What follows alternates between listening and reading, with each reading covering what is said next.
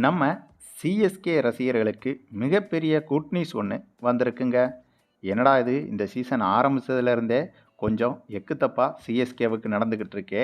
சிஎஸ்கேவை நம்பி இருக்கலாமா, இல்லை ஆர்சிபி குஜராத்னு டிஷர்ட்டை மாற்றி போட்டுடலாமான்னு ஒரு சில ரசிகர்கள் யோசிச்சுக்கிட்டு இருக்கிறத சமூக வலைதளங்களில் நல்லாவே பார்க்க முடியுதுங்க. ஆனால் அதுக்குள்ளேயும் யாரும் எந்த ஒரு முடிவுக்கும் வர வேணாம்.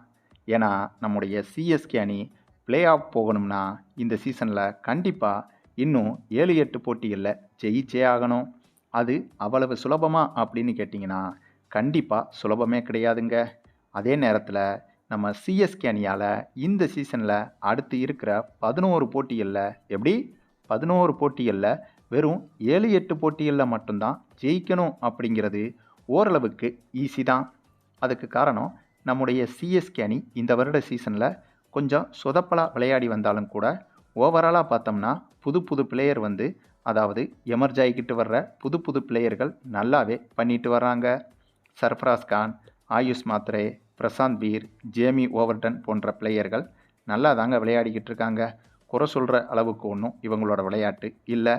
என்ன ஒன்று, சிஎஸ்கே அணி இந்த சீசனில் முழுமையாக நம்பிக்கிட்டு இருக்கிற ருத்துராஜ், சஞ்சு சாம்சனு இவங்க தான் சிஎஸ்கே அணியில் இன்னுமே ஃபார்முக்கு வராமல் இருக்காங்க. இதுதான் சிஎஸ்கே அணிக்கு இப்போ தடையாக இருக்கிற விஷயமா இருக்குது. ஆனால் அதையும் கூட நம்ம தல தோனியும் சிஎஸ்கே பயிற்சியாளர்களும் கொஞ்சம் கொஞ்சமாக சரி பண்ணிக்கிட்டு தாங்க வராங்க. அதுவும் ஒவ்வொரு போட்டி முடிஞ்சதுக்கு அப்புறமா தல தோனியும் சிஎஸ்கே பயிற்சியாளர் ஸ்டெபன் ஃப்ளமிங்கும் சேர்ந்து சஞ்சு சாம்சன், ருத்ராஜ் போன்றவங்க கிட்ட நிறைய அறிவுரைகளை வழங்கிக்கிட்டு தான் வராங்க. வருங்கால சிஎஸ்கே அணி உங்ககிட்ட தான்ப்பா இருக்குது, அதை கொஞ்சம் புரிஞ்சு விளையாடுங்கப்பா. உங்களுக்கு ப்ரெஷர் எதுவும் இருக்கா, அப்படி இருந்தால் அதை சரி பண்ணிடலாம். எப்போவுமே தோனியை மட்டுமே நம்பி இருக்காதீங்க. தோனி சிஎஸ்கே அணியை விட்டு ரிட்டையர் ஆக வேண்டிய காலகட்டம் ஏற்கனவே வந்துருச்சு. இந்த சமயத்தில் சிஎஸ்கே அணியோட எதிர்காலம் உங்கள் கையில் தான்ப்பா இருக்குது அப்படின்னு தோனியும் சிஎஸ்கே பயிற்சியாளரும் சஞ்சு சாம்சன், ருத்ராஜ்கிட்ட படித்து சொல்லிக்கிட்டு தான் வராங்க. அதே சமயத்தில் நம்ம சிஎஸ்கே அணி இந்த சீசனில் இப்போ தொடர்ச்சியாக தோத்துக்கிட்டே திணறிக்கிட்டே இருக்கே. இது சிஎஸ்கே அணிக்கு ஒன்றும் புதுசு கிடையாதுங்க. இதே மாதிரி இதுக்கு முன்னாடியும் ஒரு சில சீசன்களில் இதை விட அதிகமான தோல்விகளை தொடர்ச்சியாக அடைஞ்சிட்டு அதுக்கப்புறம் அதே சீசனில் பிளே ஆஃப் சென்று ஃபைனல் வரையிலும் சென்று கப்பே அடிச்சிருக்காங்க நம்ம சிஎஸ்கே அணி. ஏன்னா நம்ம சிஎஸ்கே அணி ஐபிஎல்லில் பலம் வாய்ந்த நம்பர் 1 அணி என்பதில் யாருக்குமே மாற்று கருத்தே கிடையாதுங்க. இவ்வளவு ஏங்க, ஐபிஎல்னு எடுத்துக்கிட்டிங்கன்னா நம்பர் 1 அணி எதுன்னு கேட்டிங்கன்னா அது நம்ம சிஎஸ்கே அணி மட்டும்தான். 2வது அணி தான் மும்பை அணியவே சொல்லுவாங்க. இது எல்லாருக்குமே நல்லா தெரிஞ்சது தான். அந்தளவுக்கு ஒட்டுமொத்த ஐபிஎல் வரலாற்றையும் கைக்குள்ளே வச்சிருக்கிற நம்ம சிஎஸ்கே அணி இது போன்ற சுச்சுவேஷன்லேருந்து ஈஸியாக ஓவர் கம் பண்ணிட்டு வந்துடுவாங்க. அதுவும் உதாரணத்துக்கு நம்ம ஆர்சிபி அணிக்கு எதிரான போட்டியில் கூட ஆர்சிபி அணியை 250 ரன்களை தாண்டி அடிக்க வச்சது சிஎஸ்கே அணி செஞ்ச தப்பு தான். அதாவது சிஎஸ்கே அணியோட பந்து வீச்சு அந்தளவுக்கு மோசமாக இருக்குது அப்படிங்கிறத அந்த போட்டியில் அப்பட்டமாக தெரிஞ்சிச்சு. ஆனால் அதே சமயத்தில் அந்த போட்டியில் சிஎஸ்கே அணியும் திரும்பவும் சேசிங் பண்ணும்போது 200 ரன்களை தாண்டி அடிச்சிருந்தாங்க.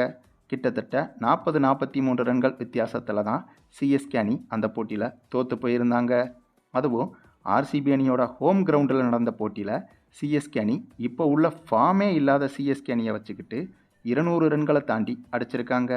இது தாங்க சிஎஸ்கே அணியோட பாசிட்டிவான அப்ரோச்சாக நாம் எடுத்துக்க வேண்டியது. அது மட்டும் இல்லாமல் நம்ம ஏற்கனவே சொன்ன மாதிரி பிரசாந்த் வீரை எடுத்துக்கங்க. இளம் வீரராக இருந்தாலும் சிஎஸ்கே அணிக்கு சூப்பராக சப்போர்ட் பண்ணிக்கிட்டு இருக்காரு. அதே மாதிரி சர்ஃப்ராஸ் கானை எடுத்துக்கிட்டிங்கனாலும் இவரும் சிஎஸ்கே அணிக்கு முடிஞ்ச வரைக்கும் சப்போர்ட் பண்ணுறாப்புல. அதே சமயம் இது போன்ற ஒரு சில புது புது வீரர்கள் இந்த சீசனில் சிஎஸ்கே அணிக்கு எதிர்பாராத சர்ப்ரைஸாக சூப்பராக விளையாடிட்டு வராங்க. அதே சமயம் அடுத்தடுத்த போட்டிகளில் டிவால்ட் பிரேவிஸும் தல தோனியும் வந்துடுவாங்க. வழக்கமாக தல தோனி வந்துட்டாலே சிஎஸ்கே அணியோட மொத்த முகமுமே மாறிடுங்க. ஆனால் இங்கே என்ன நம்ம புரிஞ்சுக்கணும்னா, எப்போவுமே தோனியை நம்பியே சிஎஸ்கே அணி இருக்க முடியாது. அதை புரிஞ்சுக்கிட்டு தான் முதல் 2 வார காலம் தோனி இல்லாமல் சிஎஸ்கே அணிக்கு பயிற்சி கொடுக்கும் விதமாகத்தான் நடந்து முடிந்த 3 போட்டிகளும் நடந்துச்சு. ஆனால் அதில் சிஎஸ்கே அணி எதிர்பார்த்த ரிசல்ட் கிடைக்கல அப்படிங்கிறது தான் உண்மை. அதே சமயம் இப்படியே நம்ம சிஎஸ்கே அணி தல தோனியை நம்பி இருந்துக்கிட்டே இருக்கும்போது நம்ம தல தோனி இந்த சீசனோட ஓய்வு முடிவை எடுத்துட்டார் அப்படின்னா அது சிஎஸ்கே அணியோட ஒட்டுமொத்த எதிர்காலத்துக்கும் சாவு மணி அடித்தது போல் ஆயிருங்க.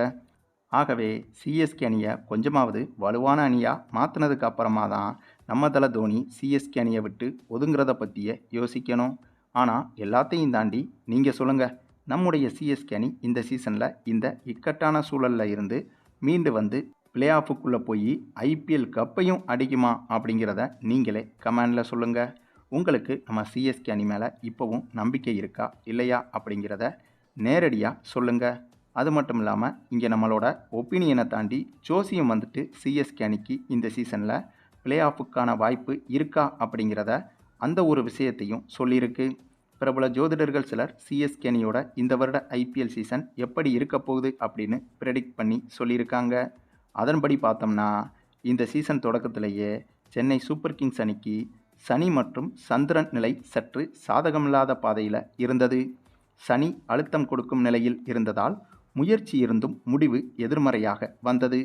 சந்திரன் பல முறை மாற்றம் அடைந்ததால் அணியின் கன்சிஸ்டன்சி பாதிக்கப்பட்டது. ஆரம்பத்தில் நல்ல ஸ்டார்ட் இருந்தாலும் கூட அதை பெரிய வெற்றியாக மாற்ற முடியாமல் போனது. மேலும் செவ்வாய் கிரகம் சரியான அலைன்மெண்டில் இல்லாததால் முக்கியமான நேரங்களில் ஃபினிஷிங் டச் குறைந்தது. அதனால தான் 3 போட்டிகளிலும் க்ளோஸ் ஃபைட்டு கூட இல்லாமல் தோல்வி ஏற்பட்டது. இப்போது கிரகநிலைகள் மெல்ல மெல்ல மாற ஆரம்பித்திருக்கிறது. சனி தனது நிலையை சீராக்கி பொறுமைக்கு பலன் கொடுக்க தயாராகி இருக்கிறார்.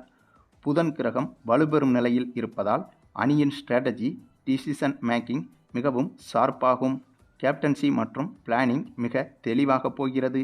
முக்கியமாக செவ்வாய் தனது சக்தியை திரும்ப பெறும் நிலையில் இருப்பதால் அக்ரஷன் மற்றும் ஃபினிஷிங் எபிலிட்டி அதிகரிக்கும். இது மேட்ச் வின்னிங் மொமெண்ட்ஸை உருவாக்கும்.